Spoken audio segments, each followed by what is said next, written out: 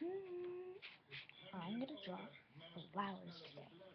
This time I have a huge piece of paper, so I'm gonna do a showing work this time. So, what I'm gonna do is,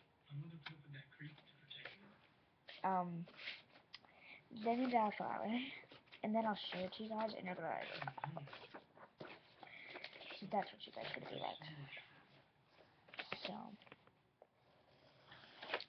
first you would want to draw a straight little line. I'm not really done yet. Let me just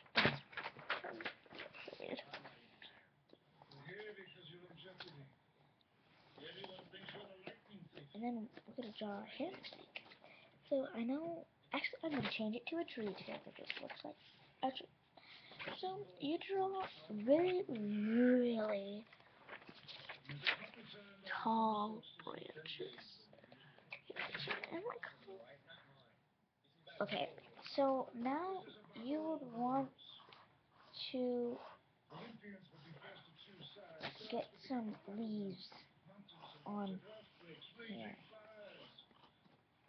I know this looks horrible. I shouldn't be on YouTube for lying. I'm just horrible. See? Okay. This is horrible, but I will see me on things and you'll see me too. Bye.